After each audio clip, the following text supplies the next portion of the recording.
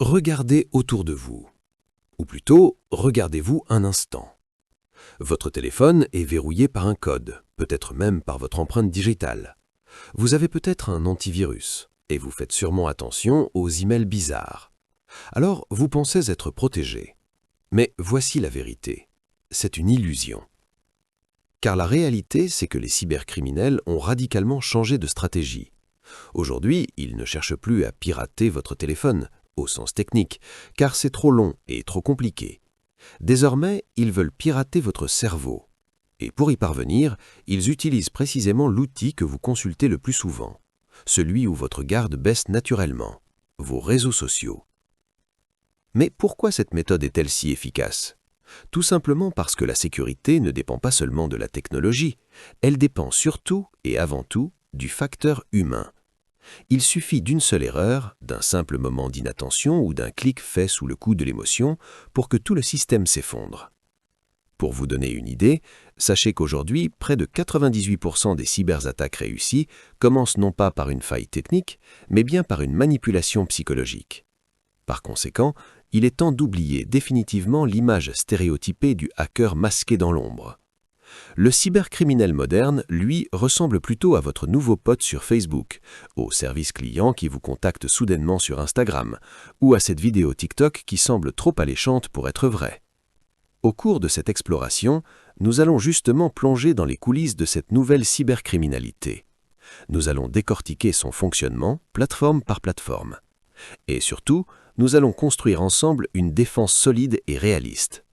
N'oublions jamais qu'être informé, c'est déjà être à moitié protégé. Pour bien saisir l'ampleur du phénomène, il est essentiel de se mettre à la place de l'attaquant. Autrement dit, il faut apprendre à voir les réseaux sociaux non pas comme des espaces de vie conviviaux, mais comme de véritables bases de données ouvertes. La première raison à cela est l'immense surface d'attaque qu'ils représentent. Nous parlons ici de milliards d'utilisateurs connectés en permanence, formant un océan presque infini de cibles potentielles. Ensuite, et c'est sans doute le point le plus crucial, il y a une réalité troublante. Vous êtes sans même le vouloir votre propre espion. En effet, vous publiez vous-même jour après jour le plan parfait pour vous attaquer. Prenons un moment pour y réfléchir. Vos photos de vacances indiquent clairement les périodes où votre maison est vide. Les photos de votre nouvelle voiture ou de vos derniers achats renseignent sur vos moyens financiers. Votre liste d'amis, de membres de votre famille ou de collègues dessine la carte précise de vos relations. Quant aux pages que vous aimez, elles révèlent en détail vos centres d'intérêt, vos passions, et donc vos vulnérabilités potentielles. Ainsi, un attaquant patient et observateur peut, en seulement quelques jours, construire un profil psychologique étonnamment précis de sa future victime. Enfin, il ne faut pas négliger le troisième pilier de cette menace, l'effet de confiance intrinsèque que génèrent ces plateformes. Sur un site internet inconnu, votre méfiance est naturellement élevée. En revanche, un message qui atterrit dans votre messagerie Facebook, niché entre une photo de mariage joyeuse et un souvenir scolaire, bénéficie immédiatement d'un a priori positif. C'est précisément cet environnement familier et rassurant qui endort notre vigilance. Les criminels le savent parfaitement, ils attaquent toujours au moment et à l'endroit où nous nous sentons le plus en sécurité. Pour résumer, les réseaux sociaux offrent un trio gagnant aux malfaiteurs. La cible, les informations pour personnaliser l'attaque et l'environnement psychologique parfait pour la mener à bien. C'est ce que l'on pourrait appeler le triangle d'or du cybercrime moderne. Penchons-nous maintenant sur des cas concrets, en commençant par le géant du secteur, Facebook. Il faut comprendre que c'est sur cette plateforme que se déploie l'une des plus anciennes arnaques du web, mais qui reste malheureusement l'une des plus efficaces. L'usurpation d'identité via de faux profils. Le scénario est pourtant d'une simplicité déconcertante. Un cybercriminel sélectionne une personne possédant un large réseau social, il copie ensuite ses photos publiques, son nom, et crée un profil quasi identique. Puis, il envoie des demandes d'amitié à tous vos proches. La plupart du temps, beaucoup acceptent par réflexe sans prendre le temps d'examiner le profil en détail. C'est à ce moment-là que le piège se referme.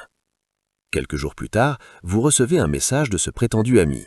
Le ton est invariablement paniqué et pressant.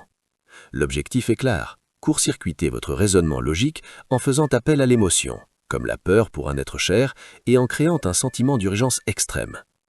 On vous presse alors d'envoyer un virement, d'acheter des coupons prépayés ou pire encore, de communiquer les codes de vérification que vous recevez par SMS. Si vous cédez, vous donnez accès direct à votre argent.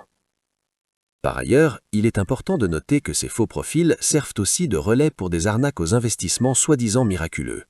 Des publicités promettant des rendements astronomiques sur des crypto-monnaies ou du trading vous dirigent en réalité vers des sites frauduleux conçus pour aspirer vos économies. Si Facebook peut être considéré comme l'usine à fraude, alors WhatsApp en est le missile à tête chercheuse. La particularité de cette application, c'est que l'attaque devient hyper personnelle, car elle transite par votre numéro de téléphone, une donnée souvent liée à votre identité bancaire et perçue comme privée. L'arnaque typique, dite du proche en détresse, est d'une efficacité dévastatrice. Imaginez recevoir un message, souvent en pleine nuit pour amplifier la panique, semblant venir de votre enfant. « Maman, papa, c'est moi. J'ai perdu mon téléphone. J'utilise le numéro d'un ami. J'ai un gros problème. J'ai besoin que tu m'envoies de l'argent tout de suite. » La puissance de cette arnaque réside dans le fait qu'elle exploite le canal de communication le plus direct et le plus crédible aux yeux d'un parent. Qui, en effet, prendrait le temps de vérifier l'identité de son propre enfant dans une situation de crise supposée? Cette attaque ne vise donc pas une faille informatique, mais bien le lien émotionnel le plus fort, le réflexe de protection familiale. C'est la raison pour laquelle les autorités, comme le site cybermalveillance.gouv.fr, ne cessent de le répéter. Face à toute demande urgente, il est absolument impératif de vérifier par un autre canal de communication connu et sûr, comme un simple appel vocal sur le numéro habituel. Abordons maintenant un autre terrain, celui des réseaux sociaux visuels comme TikTok et Instagram. Sur ces plateformes, la menace opère une véritable métamorphose. Elle ne se présente plus sous les traits d'une urgence angoissante, mais se pare plutôt des atours d'une opportunité en or. Ici, les arnaqueurs ne jouent pas sur la corde de la peur, mais sur celle tout aussi sensible de la cupidité, de la frustration ou du désir de vivre une vie meilleure. Pour comprendre leur méthode, il faut savoir que les algorithmes de ces applications sont conçus pour un objectif principal: vous garder connecté le plus longtemps possible. Pour y parvenir, ils vous proposent du contenu de plus en plus engageant, souvent calibré pour provoquer une réaction émotionnelle forte. C'est dans ce terreau fertile que les arnaqueurs interviennent en créant des contenus viraux qui promettent monts et merveilles.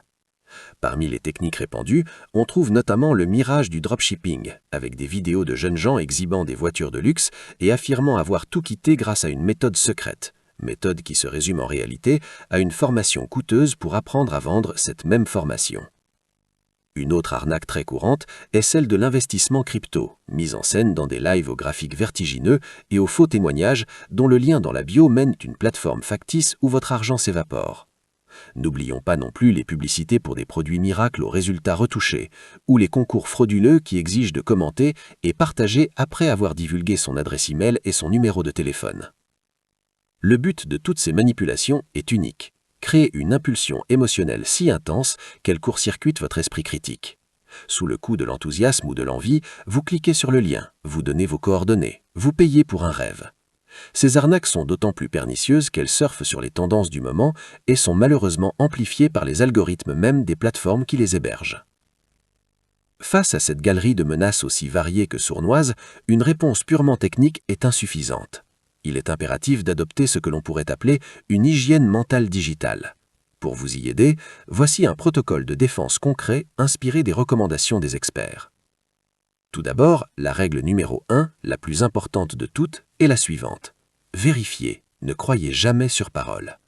Considérez toute demande urgente ou inattendue, que ce soit de l'argent, des codes ou des informations personnelles, comme un signal d'alarme absolu.